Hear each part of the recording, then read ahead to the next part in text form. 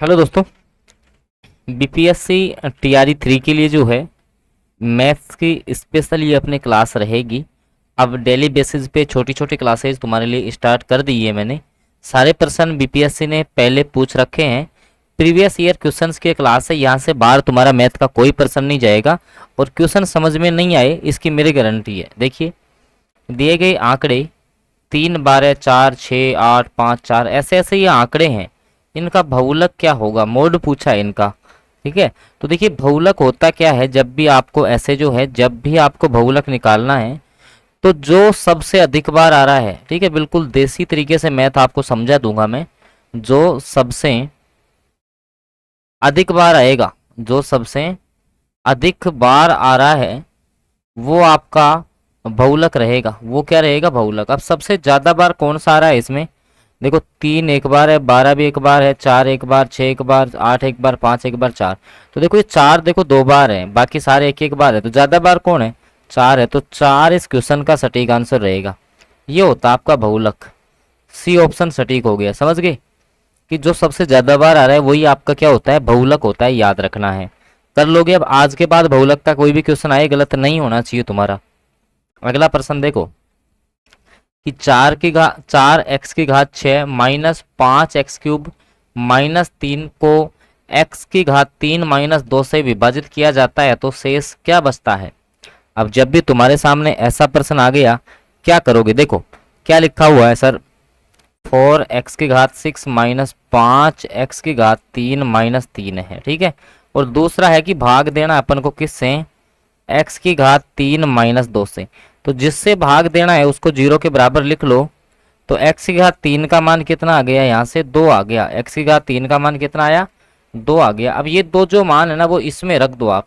अब देखो यहाँ से ये जो समीकरण है तुम्हारा, इसको यहाँ लिख रहा हूं मैं कि जैसे 4x की घात 6 है तो इसको x की घात 3 और पूरे की घात 2 लिख सकता हूँ, माइनस 5x की घात 3 माइनस 3 हो गया। अब देखो 4x³ की जगह कितना आ जाएगा, 2 आ जाएगा सर। तो 2 का स्क्वायर माइनस 5 गुणा x³ की जगह 2 माइनस 3। यहाँ देखो 4 गुणा 2 की घात 2 का मान कितना होता है, 4 होता है। माइनस 5 को 2 से गुणा करेंगे 10 माइनस 3। 4 को 4 से किया 16 माइनस 10 के और माइनस के 3 माइनस के 13। कितने बच गए, 3 बच गए सर। 3 आंसर आने वाला है इस क्वेश्चन का।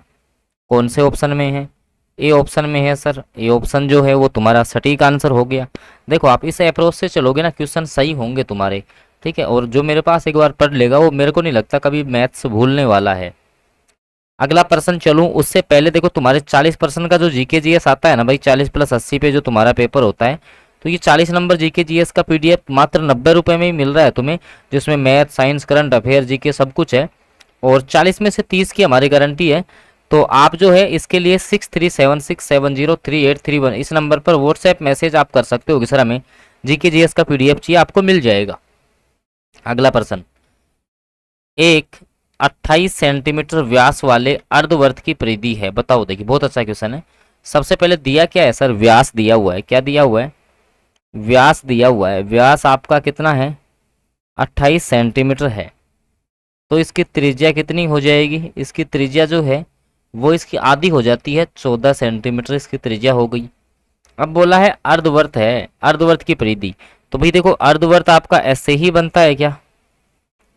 अब पूरे वर्त की परिधि जो है ना, पूरे व्रत की परिधि 2πr होती है। तो यहां से लेकर के यहां तक ये वाली कितनी बच गई, πr बच गई भाई। पूरी 2πr तो ये πr प्लस यहां से यहां तक जो है ना ये इसकी त्रिज्या r होती है, ये भी r है।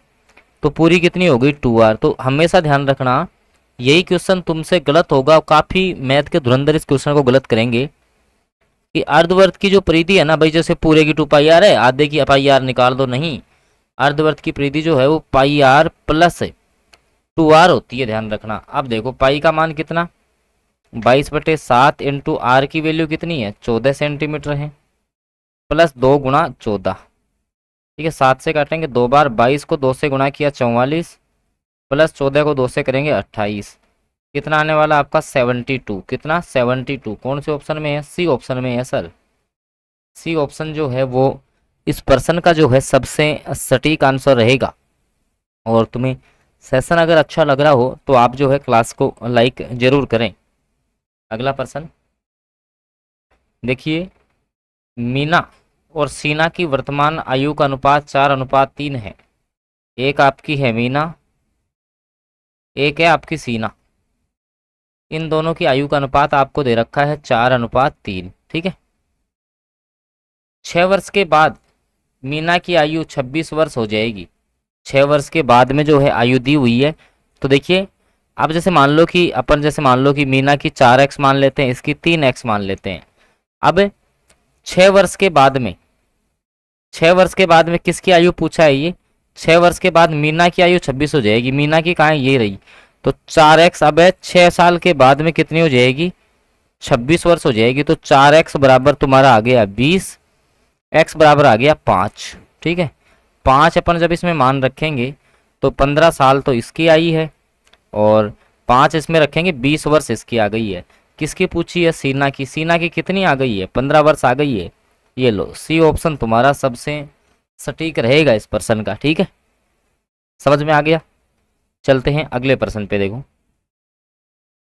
ये देखो, अगर बीपीएससी टीआरई 3 की तुम लोग संपूर्ण तैयारी करना चाहते हो अभी बचे हुए 20 दिनों में, तो उसके लिए 40+80 की हम संपूर्ण तैयारी आपको करवाते हैं नोट्स के द्वारा। ये नोट्स जो है अलग अलग पीडीएफ आपके लिए उपलब्ध हैं, जिनसे लगभग जो है 3500 बच्चों ने सिलेक्शन लिया है। तो इसके लिए भी आप इस नंबर पर जो है व्हाट्सएप पर मैसेज कर सकते हो। अगला प्रश्न देखो, 15x3 y4, 12x² y5 का लघुत्तम क्या है?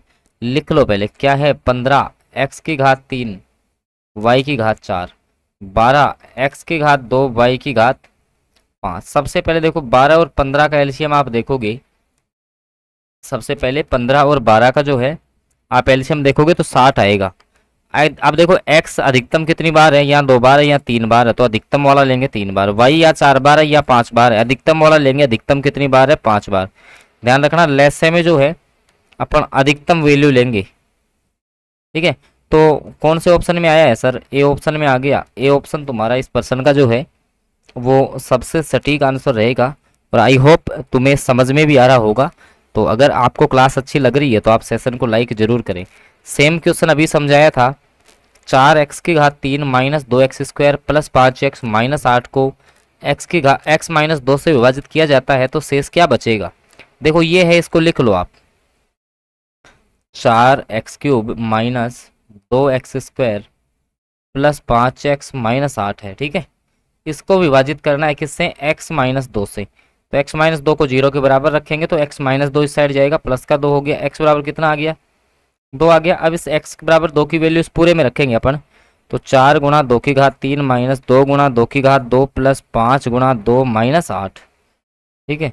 4 × 2 की घात 3 का मान 8 होता है, -2 × 2 की घात 2 का मान 4 + 5 दूनी 10 - 8। 8 को 4 से गुणा करेंगे 32 होगा, -4 को 2 से करेंगे 8 होगा, +10 - 8। तो देखो प्लस के तो 42 हो गए, माइनस के आपके हो गए 16। तो आपका करेक्ट आंसर जो है, ठीक है, ये आपका कितना आ जाएगा? 26। कौन से ऑप्शन में? बी ऑप्शन में। तो बी ऑप्शन सटीक हो जाएगा इस प्रश्न का। आई होप ये भी तुम्हें समझ में आ गया होगा, ठीक है। किसी को डाउट हो तो तुरंत बता देना।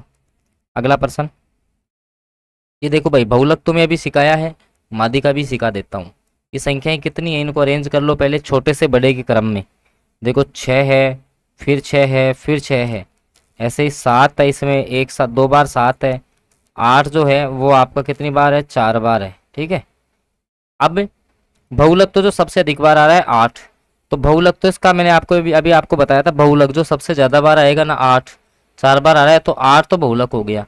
मादी का कैसे निकालते हैं? देखो एक को इस साइड से काटो, एक को इस साइड से काटो, एक को यहाँ से काटो, एक को यहाँ से काटो, एक यहाँ से काट दो, एक यहाँ से, एक यहाँ से, एक यहाँ से, क्या बच गया? 7। ये तुम्हारी मादिका है। ये क्या हो जाएगी तुम्हारी मादिका? जब विषम संख्या में पद आते हैं तो ऐसे निकालते हैं। तो मादिका 7, बहुलक आपका कितना हो गया? 8। ये आपकी मादिका आ गई। इस तरीके से निकालो आप जुगाड़ू तरीका। तो 8 और 7 सी ऑप्शन, क्योंकि पहले बहुलक बोला है इसने तो पहले 8 आएगा, ठीक है। सी ऑप्शन जो है वो इस प्रश्न का तुम्हारा सटीक आंसर रहेगा। अगला प्रश्न सेम आपका यही है। ये देख, त्रिभुज के कोणों का अनुपात दे रखा है 1:2:3।